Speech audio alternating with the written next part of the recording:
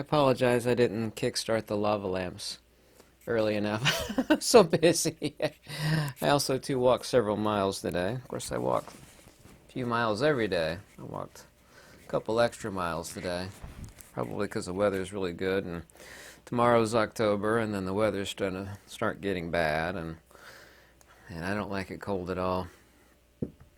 I found out from a bunch of Swiss people, because I do read every comment, it's about the answers to what's going on. And I couldn't believe it, too, and I do read every comment. On the prior video that was entitled Emergency, there was like a handful of people. It's like, oh, I can't believe you're fear-mongering like this. You know, none of this stuff's going on. It's like, how could you say it's not going on? It's like, basically, every British citizen knows it's happening, as well as Australian. And I mean, even their own prime minister says it's happening. How could you, like, I can't believe people would ever accuse me of, it's like, it's obvious. You know, you get like 1 million search results if you actually Google it. By the way, here in a couple days, I can't make the video today. I could, but I wanted all the details. I found the answer to a final puzzle piece of the cosmos as per dual subject sentience, and it's kind of, it's not hard to describe, but that's not what this video is for. But people say, what are some of the big answers that you're looking for, and you know that you don't know the answer to? And there really aren't any, but there's just a couple little missing puzzle pieces, and I found a big one. And it's just, once again, it's just so glaringly obvious that I should have seen it before, but yeah.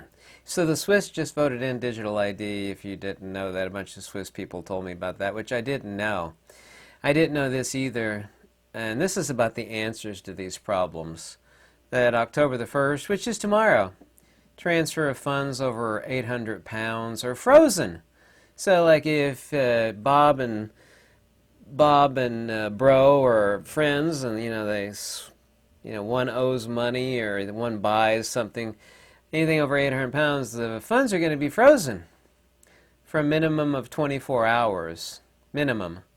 And if you can't produce receipts or, proof that, Bob bought something from John, then they'll just won't let you transfer. £800 is not a lot. That starts tomorrow. It's kind of amazing.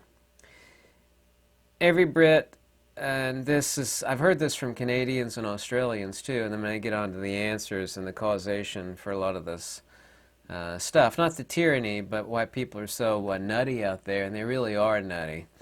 And I used to have a bunch of this stuff, and I went to a police supply place today called Gauls, but all mine is expired. The police call this LTL, which means less than, I'm going to use the word euphemistically, lethal, LTL. I bought some of this stuff at the police supply place because people have gotten so nuts.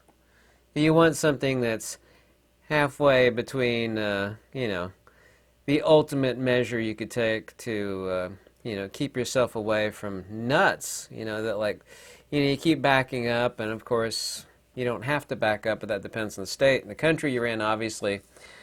Something that's extreme measures, and you know what that is, and doing nothing, and it's, I had to buy a couple of these. This is the most potent that you could buy. I hate that it's actually resulted in that. But people in these countries, as well as the UK, say here in just a few years, it's already this way. Then unless you are filthy rich, you have absolutely no chance whatsoever of home ownership. You just got no chance. That's just, there has to be answers to this. We can sit here and gripe and shake our fists at things, and talking about people being so off the rocker and so unhinged. And people are so unhinged that that's the reason why I used to have a bunch of this stuff ages and ages ago. And I used to be a concealed carry instructor. So I always have the ability to defend myself, but I'm looking for something halfway between, extreme measures, and you know what that is. And and I know the law way better than most people, including better than most cops. So that's why I went and bought a couple of these yesterday, actually. What's the causation for this? I'm going to have to start looking for some answers. And once again, I read every comment. If you have any things that I didn't mention in this video, please pipe up and let me know. A lot of the hysteria that's causing fear and anger and people are lashing out, there's a lot of chains of causation for that. But people now, and I experience this myself, but I don't do any of this nutty stuff that I'm experiencing out there, is that they want us so busy just to maintain a subsistence existence. And there's a whole lot of things out there that are crazy making of people. People have been walled up and shackled off. People who are not accustomed to that, people with brothers and sisters and, you know, just worried about whether they're going to be able to keep their job. And, you know, I just went to the grocery store and I got nothing. I talk about this all the time, but, you know, people with wife and kids or husbands and what, it's just, I don't know how they're doing it. And this is part of the crazy making. People have been isolated from other people, and they just are so busy just to maintain not their normal existence. They're working twice as hard, but instead of living the same level of comfort, they have a subsistence existence. See, I'm used to this, and I have a roof over my head, and I am grateful, but I have no brothers and no sisters. And there's nobody that I ever hang out with. I don't like hang out with people. And I think the normal human creature is used to, that's why it hasn't really affected me. During this whole lockdown garbage, I was out in nature more than I ever was. And I still am. I was outside today walking for miles. But this has really affected people. People are a lot more accustomed to being social creatures with others. And their standard of living has gone way down, and they're working twice as hard with a much lower standard of living, and their social interaction is less. And I get it. You can't hang out with Bob, Sue, or Larry at the local establishment on the corner because everybody's working harder or working yet another job. You know, instead of one job, they got two, or if they had two, now it's three jobs. And this is making people crazy. And they go to the grocery store and it just keeps getting worse and worse and worse. So there's a lot of chains of causation for this. But also, too, people need to stop watching this so-called news media. People need to form a community of like-minded individuals. You shouldn't be out there trying to convert somebody to your idea or way of thought. People that you have mutually complementary characteristics, like, you know, I can do leather work and I know how to do certain other skills that I won't mention. And this person may be, you know, an expert at gardening. And having a community. People need to start doing, like, things are seasonal when it comes to foods, obviously. Whether it be vegetables or fruits makes no difference. I grew up, my grandmother and my dad's side is German. They'd can fruits and veggies. And in the basement, they had a 200-acre farm, too, which they still had it, but of course they're gone now. They can fruits and veggies. I've really taken that to heart. I've got a lot of canning jars. I can a lot of fruits. I buy things that are seasonal. When you buy seasonal, you're able to get like a lot of it really cheap. It's like, well, why would I buy a lot of it? It's not going to last. Well, you buy a lot of it because it's in season and it's cheap. Like, what am I going to do? It's going to rot. No, you can it. I've started canning a lot of fruits, and I get it for basically nothing. Start canning seasonal fruits and veggies. They've even got special vacuum sealers now for my jars. Start buying sprouting seeds. I have 3 of these in the basement. The reason why I got 3, I've had one since I was a teenager, of various variety, is an egg incubator. That was given to me by some rich friends that own a farm south of here, and I'm really, really good at hatching out birds. Really good at it. I got some mad skills on hatching birds out and how to take care of young birds. They clean your yard, they feed you. There's these great ideas that people have come up with where the chicken cage is basically on wheels.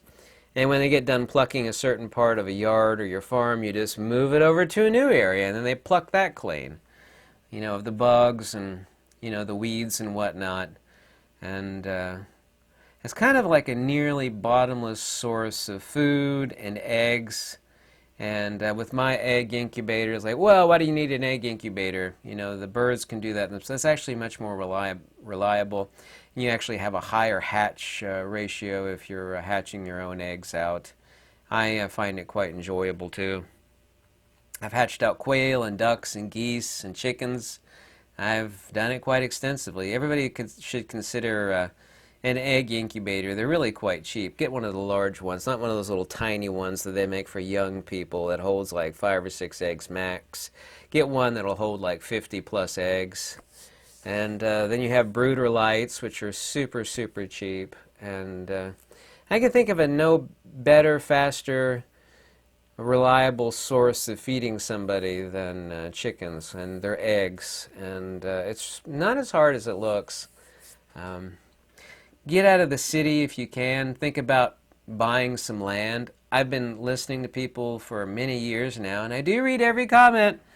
Even in the United States. I know how radically expensive it is in Canada and Australia, New Zealand, Europe generally. But I just got a house and 2 acres of land and multiple storage buildings for dirt. I got it for less than $20,000. Of course, I had to borrow a considerable portion of that money, but, you know, less than $20,000. Brick house, nice flat piece of land, right on a main road. And if you can't get it where you're at, I can't think of how many hundreds of videos I've seen of British and Canadian citizens that have just left the country. Your own communist, and he is a communist. He's even said that he's a socialist. I found it funny the last video. Like people say, communism's not the same thing as socialism. Like, yeah, it is. It's a distinction without a difference. That's like saying, well, that's a Bradford apple and that's a Macintosh apple. They're totally different. Yeah, they're both apples. Yeah, stop telling me communism, socialism are different. They're not. You know, even the Soviet Union is socialist right there. It's СССР, Союз Советских Социалистических Республика. That third word there, socialistic, translated to English, that word is socialism. I found it very funny. People say, oh, I can't believe you're conflating socialism and communism. Like, they're the same thing. There's softer versions of it, but it's still the same thing, collectivism. Yeah, I'm sorry, they are the same thing. Why not see about leaving the country? I know a lot of Brits are moving to Thailand. I've seen more than a few British people that have found really cheap homes. One couple found like 1.5 acres with a nice house and a barn on it in Bulgaria. I love Bulgaria. I've never been there. I always wanted to go to Bulgaria. And Croatia too. For £7,000. Now it needed some upkeep and whatnot. £7,000, you know, for nearly 2. I mean, man, that is really cheap. I mean, regular British citizenry, they're looking at $250,000 or higher for like a dump with no land. Wouldn't you rather live in Bulgaria than underneath the communist tyranny of the UK? I don't tell people what to do. I mean, it's just something to consider. A lot of Brits say, this is the best decision I ever made. I'm never looking back. I have yet to hear of a British bloke or family that says, oh my God, we're so unhappy we moved here and bought this cheap house with a nice piece of land. And total escape is almost impossible. A phone is essentially less than a phone. It's a tracking device. Total escape would be total lack of net connectivity and also lack of Wi-Fi. No cellular tracking device is basically impossible these days, and that's exactly how the governments want it. I could live that way. I mean, I grew up in the 70s and 80s, and I don't need that stuff. I don't. You know, if it comes down to it, I don't need electronic gadgets. I'm surrounded by electronic gadgets, but I don't need them. You know, they make life more comfortable, but they actually make life a whole lot more miserable and stressful. As AI and biometric technology converge, the need for safeguarding biometric data as intellectual property is a vector that I've not looked deeply into. If you know more about that, please let me know. A lot of people talked about either trademarking or patenting. Patenting is really expensive, but getting a trademark on your biometric data, such that it could even be a moneymaker. If they tried to, local or federal government try, you've committed a trademark infringement. My biometric data is trademarked. You're not allowed to it. Now I'm going to sue you for trademark infringement. Trademarks are not that difficult to get. Intellectual property rights are even less difficult to get a hold of. I've done that on a few things. Patenting is really expensive. I know millionaires who have multiple patents. Like, I'm not going to do another patent, it costs too much money. It's very hard now to get a patent, and of course the government has made it that way. Safe states here in the United States, West Virginia, especially Kentucky here, Alabama, Mississippi, Montana, southern Idaho. I'm sure I've left out some spots like Bumblescum, Arkansas. I've never been to Arkansas. I know West Virginia, Kentucky's real. People like building permits, unless you live in a big city like where I'm at right now, Lexington or Louisville. It's your property, unless it's something super, super crazy. Crazy. You do what you want. Like what? People are like, permits? What? It's like my property. I will do what I want. This is Kentucky. That's real freedom. That's the way it's supposed to be. That's absolutely the way. So, unless you're doing something totally cray-cray, your property, you do what you want. I love that about Kentucky. There's a lot of things I love about Kentucky. The idea that everybody here is, barefoot and pregnant, it's just, no. People don't, what sort of typecast do I fit into as translating ancient languages and serious metaphysics and philosophy? As a Kentuckian, what sort of typecast do I fit into for you? I never ever tell anybody what to do. You need to make serious considerations on what sort of assets that you can move, but moving money mostly out of banks, I don't know what sort of vector that has with what you're able to do with your savings and or money. But asset diversification, the smartest and brightest people all tell you that's incredibly important. Putting money into stable assets. There's things that I know really well that I have put, I've talked about it and shown it on live stream, moved into as investments with very little money that I have. I'm a big advocate of land. By the way, property taxes here in Kentucky are dirt cheap. The totality of my property taxes this year on all my properties, which are quite extensive, is just shy of $3,500. That's all of them together. This house, my cabins, my lands, my other lands, my other lands, and that's less than $3,500. That's crazy. That's right here in Kentucky. There are liquid assets, and not so liquid, they're kind of liquid, that people never talk about and they don't think of, and I've discovered this from millionaires, and I practice what I preach on this, because I've sold trees off of my land twice already. Old growth lumber, it's just, I don't look at, I love trees by the way, I don't even look at trees the same way. If I look at buying a prospective piece of land, which I can't afford right now, other than the house with 2 acres that I just bought, really cheap. It just looks like cash sticking up out of the ground. You have no idea. When people look at land, 99 out of 100 don't even look at that. It's like, is there old growth lumber on this land, and what kind of trees are they? Because that is cash, Ola. It's serious cash. I was short of funds like 4 years ago, and I sold off like 15 or 18 walnut trees off of my one farm, and that was some serious money. And when they took them down, it didn't make the land look any worse at all. I knew where they were, and they are missing, and I do love trees, but I needed the money more than I needed those trees. And neat thing about trees is that they grow back, kind of like hair, except in my instance, of course. Something else that's worth its weight in gold, basically, is springs and water supplies. I have 3 springs. I never thought I'd be at a point in my life where I could say that I have 3 springs. 1, 2, 3. And they're very nice, and they're worth their weight in gold. See about buying land that has springs on it, natural springs. Also, too, something that I didn't think of, and I've been buying land since I was in early 20s. I've never been wrong about land that I bought. I've never made a mistake yet. Never made a mistake on land. A consideration I not really thought about is camping sites, or sites for people to retreat to live off of as a I don't want to say side hustle, but I mean completely kind of is. I have 2 rental properties now, but my 100-acre farm, for example, has several extremely viable sites that somebody could live off of and say, you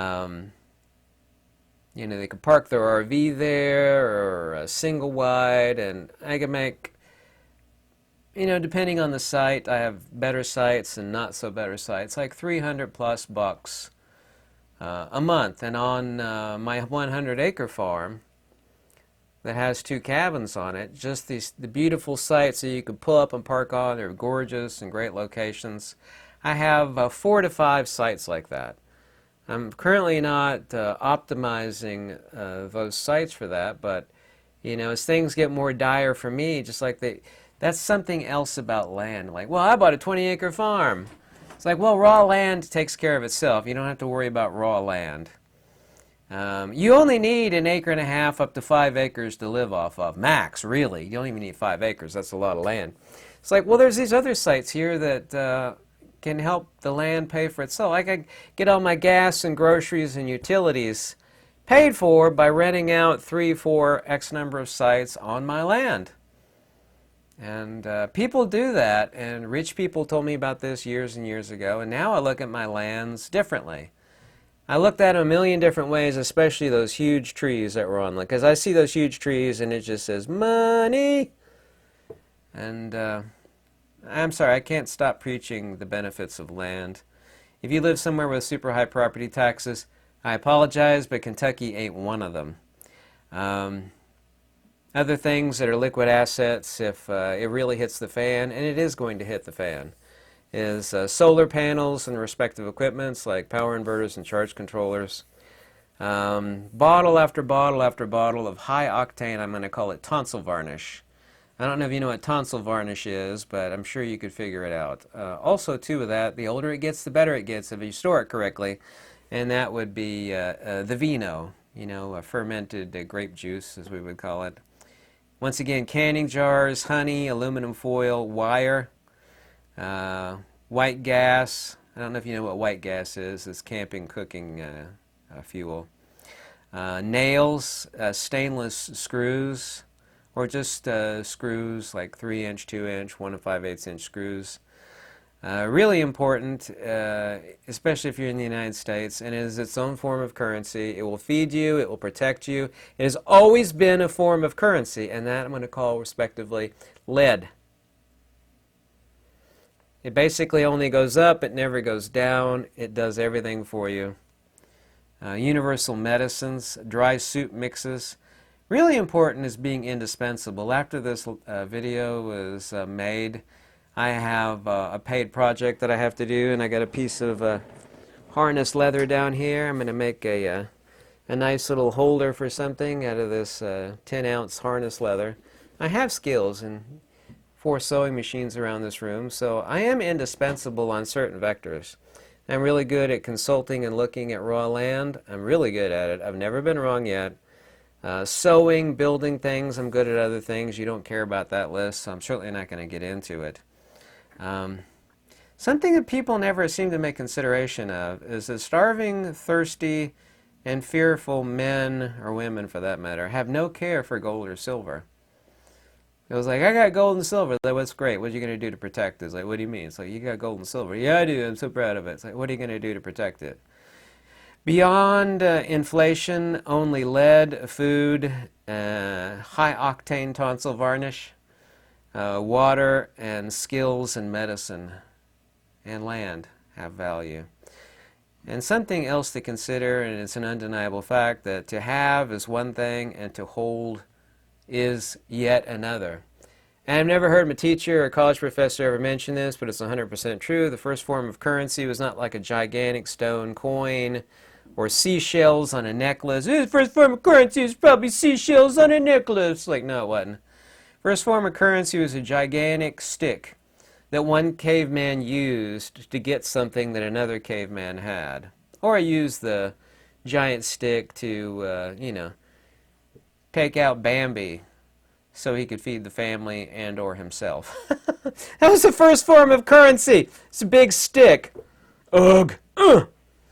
Me want that. You can't have it. I'm like, oh, no problem.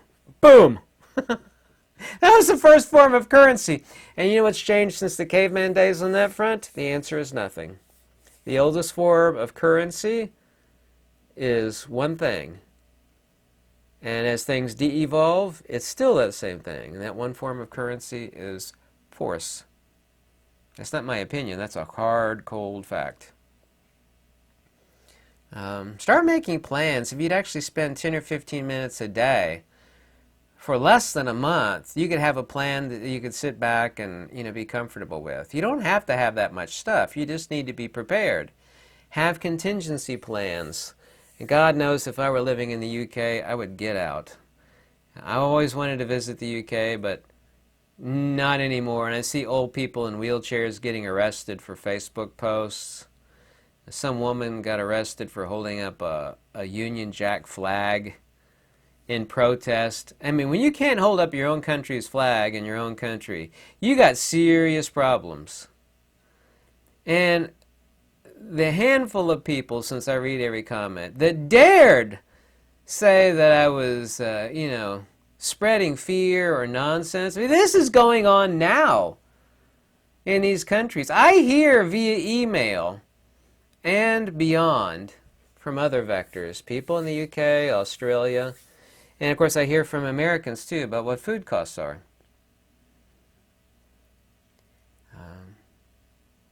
I hate the fact that I have to carry something else in my pocket other than what I already carry, because people are so unhinged that I have to now stick that in my pocket.